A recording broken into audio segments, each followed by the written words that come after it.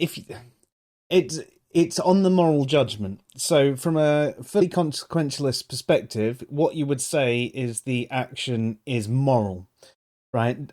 Doing the torture, killing the person is moral. Now, that's if you're going down a purely consequentialist route. What I would say is if you are thinking about it, doing this action, there's something that tells you about it that isn't necessarily a moral action, but it has a moral outcome.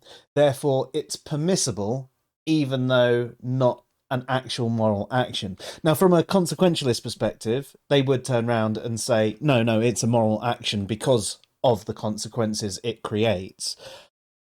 I'd argue that there's something about things like torture, or like with some of our red button things, like raping a baby, or you're going to end up destroying the world. I mean, that's how it went. Your family will die, your city will be blown up, da da da da, and eventually to the world. At what point of the threat would you do this disgusting act? Now, I don't think any of us would ever agree that raping a baby is a moral action.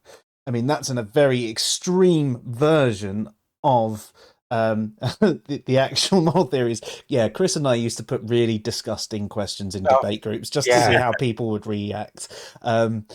Yeah. I'd apologize, but there's part of me that feels that it was permissible because it was amusing. It was fun. But yeah, so what you're saying from a consequentialist approach, it will justify the action as a moral action.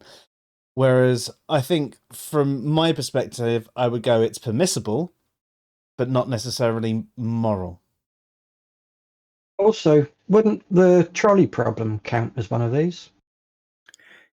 Yeah, but you're not being forced into that position in the trolley problem. So colloquially it would be, technically it's not, because you're in that position rather than somebody else has put you in that position.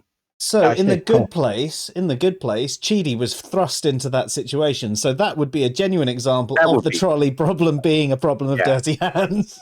Yeah, exactly. But I mean, for general conversation, dirty hands could just be, you don't necessarily have to be put in. So in general conversation, you could say the trolley problem is a problem of dirty hands. You have two immoral choices to make. Which one do you go for? Yeah, that's the sort of difference between the problem of dirty hands and a generalistic lesser of two evils type thing. Yeah. Yeah, you're not necessarily forced into this situation with a lesser of two evils sort of thing.